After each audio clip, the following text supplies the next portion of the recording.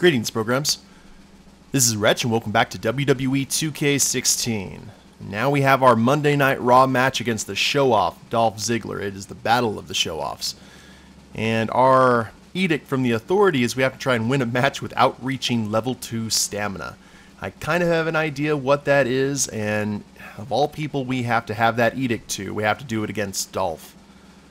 So this should be fun. Now, we were planning on feuding with Dolph Ziggler anyway, so this is probably going to be right up our alley, our next feud. And ironically, we have the ex-girlfriend as manager. I'm sure that's not going to cause any kind of heat at all. You want to talk about someone who should never be a good guy? Dolph Ziggler is one of those guys who I think never should have made the transition to a babyface wrestler. He is just made to be a heel. I mean, he's got Mr. Perfect's hair, for God's sakes. So we need to be not hit level 2 stamina. So I'm going to try and keep it in the light blue, which is going to mean a lot of showing off, actually. And a lot of stalling. But if we can pull this off, it's going to be pretty impressive. I'm wishing now that I had actually thrown a lot more of my XP into the stamina bar. But it's okay. We'll get through this. Now, Mr. Dolph with his 5 reversals is definitely going to be a challenge to us. There's my new move, by the way, the Randy Orton neck/backbreaker. I like that a little bit better than the Russian leg sweep combo, so we're going to go with that. Now, talking about some wrestling news, quite a lot has happened in the last few days. One was something that I'm kind of sad to hear in some ways, and another one has the potential to completely alter WrestleMania in a big, big way. Now, if you are not aware of this, John Cena came back, and I think he had one match on television, and he is injured. He has to go in for a torn rotator cuff surgery that is pretty much putting, he's going to be out for 3 to 6 months, which means that he is they say he's almost guaranteed to miss WrestleMania. So that just altered a lot of people's plans for Mania, among the creative team at least, because the scuttlebutt was that Cena was going to take on Taker. So now that is completely out, unless he's able to do one of his nice little Miracle Royal Rumble things, which I don't think he'd be able to do. But, oh, well, we're in the purple now. We didn't have a choice. So let's not reach the purple stamina. Or outside of the purple stamina, at least.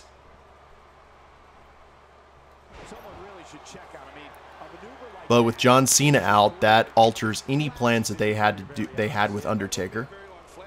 And I think they had quite a few substantial plans with him. I mean, they'd never had the Cena versus Taker match. And that, I think it's a little too late for that, but that's what they were going for. Oh, nice reversal, Marcus. Let's go for the bow down.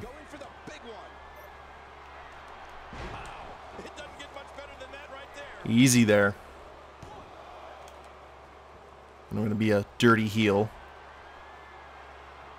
Let him crawl, get our stamina up. Now let's go ahead and throw him to the outside, so we'll have some breathing room. Now the other thing, the other bit of business is TNA had its debut show on Pop Network.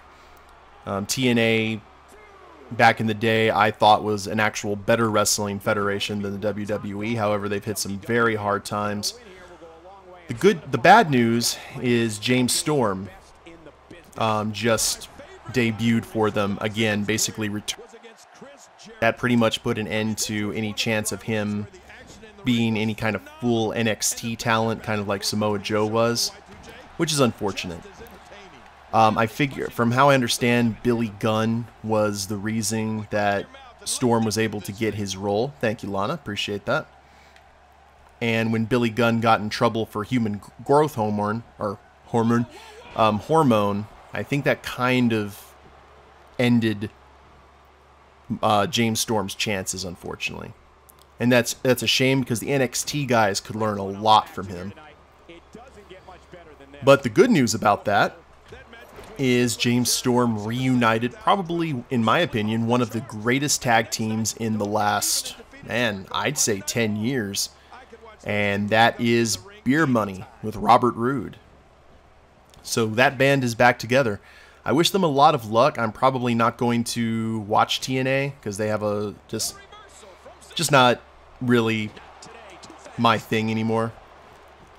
But I do wish James Storm and Robert Roode all the success with the Beer Money reunion. But I don't know what they're going to do with Taker now. I was really hoping, I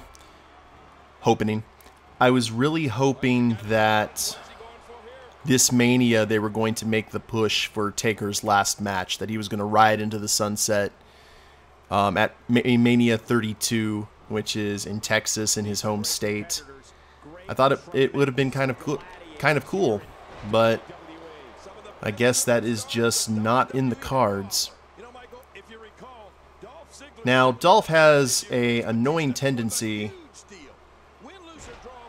to kick out of finishers, so let's go ahead and get our stamina up to the top of the bar. And let's see if we can put Dolph away.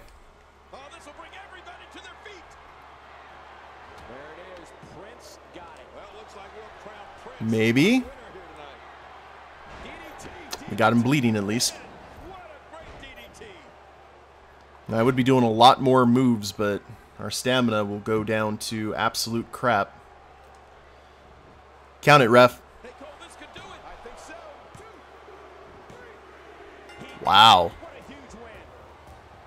Dolph Ziggler is continuing his sad trend of having to job to everyone. Now, of course he was going to lose to me, but I hate Dolph's role on TV right now. He's had all these good matches, and he hasn't held a title in quite a long time. I think because he needs to be a bad guy. And that's where he excels, in my opinion. So, let's see if we actually fulfilled the Authority's edict. Because I don't know if that was Stamina Bar 2 or not. So Dolph's not fond of us. Oh, crap. Well, that wasn't going to happen. Not with all of our reversals and such. Steph and Trips will get over it. Marcus will send them a nice fruit basket. Or a nice bouquet of protein bars. That seems right up both of their alley. They post a lot of late night gym videos on Twitter. From what I've oh, this is my favorite version of Stone Cold's theme music, by the way. The one that Disturbed did. Triple H. What did Fandango do? Seriously. Holy crap. Against Triple H. Now let's go ahead and skip through this. John Cena versus Balor versus Reigns versus Mark Henry. That's an eclectic four-way. And look who won. Mr. Cena.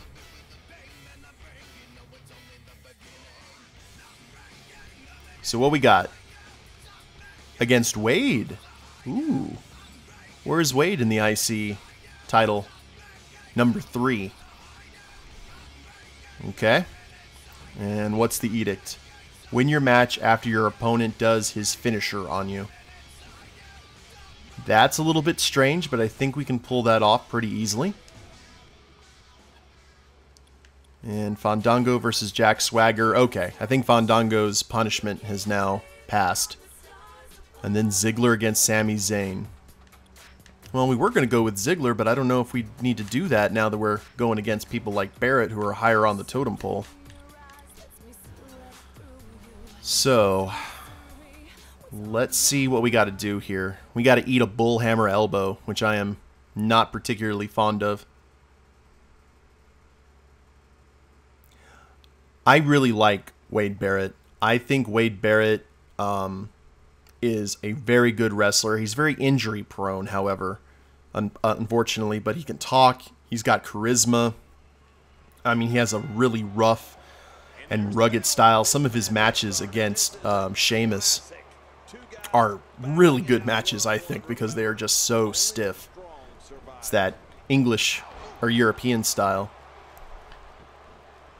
But unfortunately, Wade had a lot of his steam when he debuted cut short because of John Cena. Because John Cena believed that when the Nexus needed to win their match at SummerSlam against John Cena's team, John Cena pretty much insisted that his team wins, or his team won, and that is exactly what happened. Despite the fact that both Chris Jericho and Edge, who were on Cena's team, thought it was the wrong call, it pretty much ended any steam that the Nexus had as a nasty heel faction. And Cena regrets that, but from how I've understood it, not a whole lot of members of the Nexus are particularly fond. I'm sure they're cordial with him, but I think a lot of them are salty at Cena still. And think about this, not one member of the Nexus other than Daniel Bryan, who was kind of not a full member anyway in a lot of respects, went on to be super successful. I mean, you had Curtis Axel, Ryback when he was Skip Sheffield, Darren Young. Oh, yeah, Darren Young won some World Tag Team Championships, but no one really went to the main event, and Barrett should have been the one to do it. And it just did not happen. I really liked Barrett when he came back as the rugged brawler gimmick, and he got rid of that wasteland finisher for the bullhammer elbow. I think the bullhammer elbow is amazing. I think it's the closest that we're going to get to just a good old-fashioned lariat finisher again, a la JBL or Stan Hansen.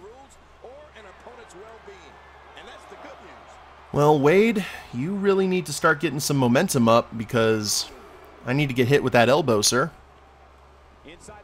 Otherwise, the Authority is not going to be particularly happy with me and my efforts.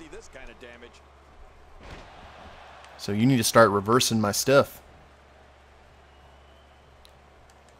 Let's do a normal, maybe a flapjack here.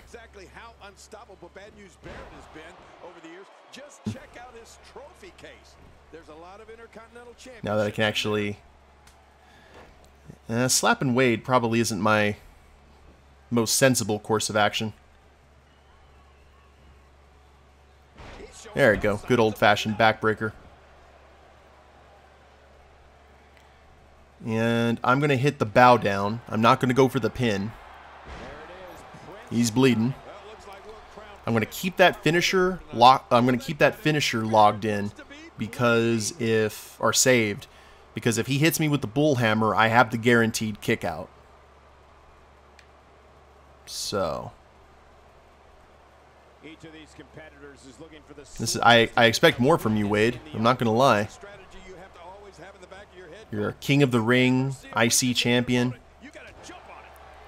Yet another person who had their career pretty much thrashed by being King of the Ring. It took Sheamus a long time to recover from his King of the Ring. I remember when King of the Ring was a big deal.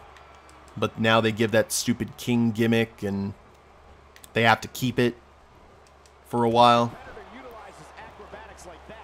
It completely ruined the Bad News Barrett character, unfortunately, because the Bad News Barrett character was over, I thought. He actually would have been a really good babyface had they allowed it.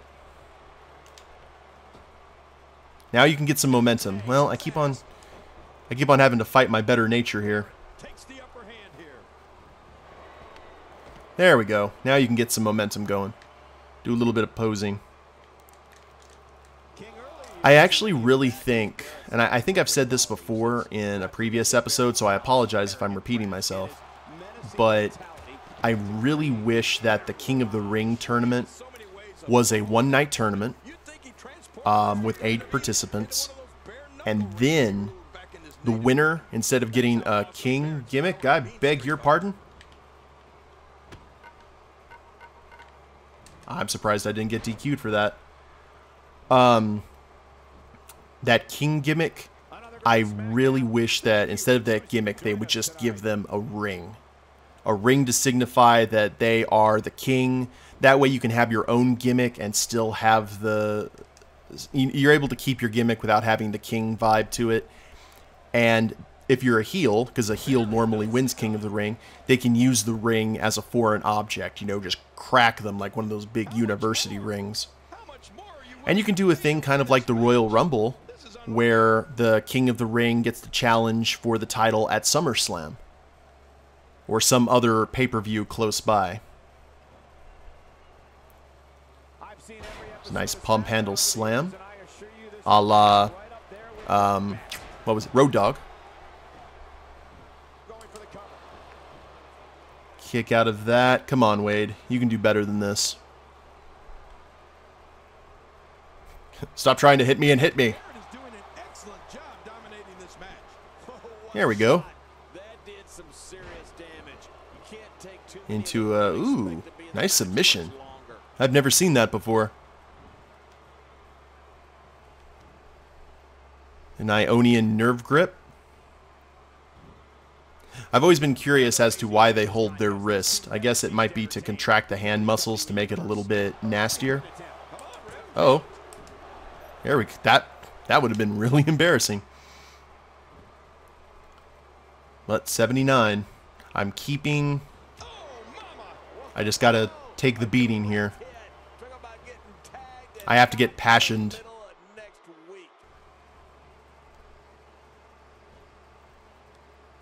Oh, Tweewow! Tweewow! Thank you, Dusty. See, that right there is how you use the Tree of Woe. You don't do any stupid stomp off the top rope. Curb stomp? Curb stomp. I nearly used that as one of Marcus's signatures as well. He's going to go for the pin again. No, I need you to hit the bull hammer, please, Wade. The Authority apparently finds it very important that I get hit with that elbow. Come on. There, Winds of Change. Lana's going to do her business. Thank you, ma'am. Appreciate it.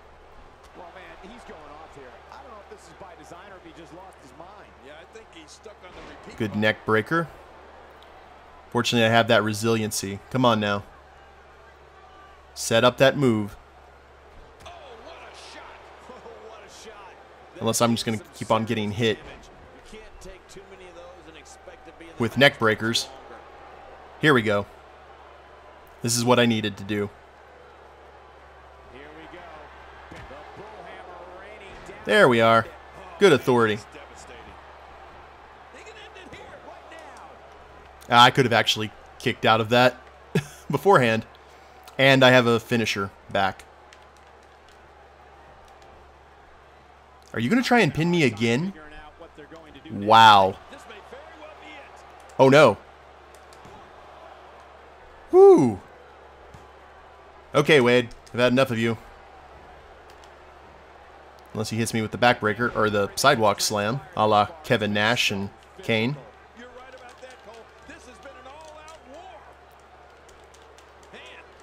There you go, Marcus. Good deal.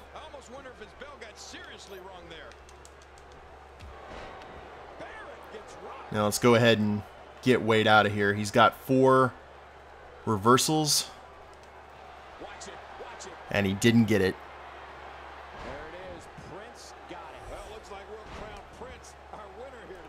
Ooh. That was a bit tense.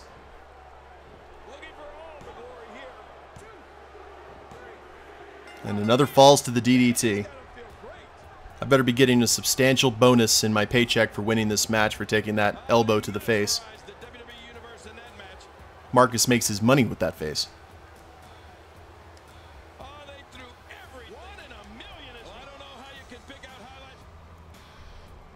But he's not bleeding, so we'll call it good. He definitely looks better than the other guy. Who knows, maybe Marcus actually set Barrett's nose straight. And he liked us, not as much anymore.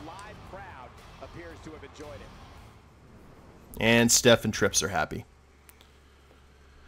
We're getting closer to Fastlane now, which is the pay-per-view before WrestleMania. Maybe I'll get a title match at Fastlane. That would be nice. I'll have to start a rivalry with Shamo first, though. Did this actually knock me up the rankings?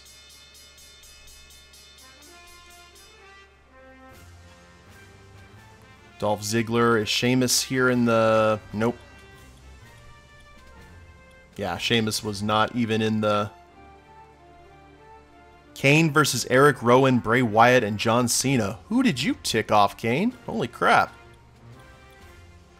Yeah, we'll simulate to the next event then.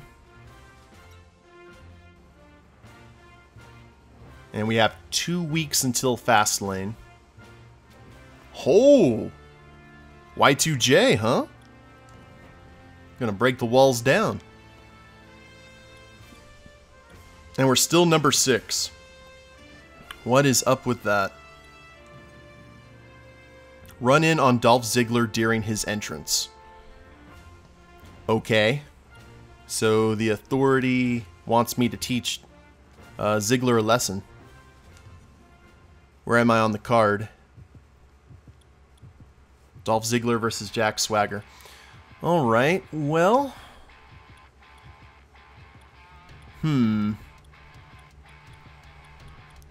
Let's go ahead...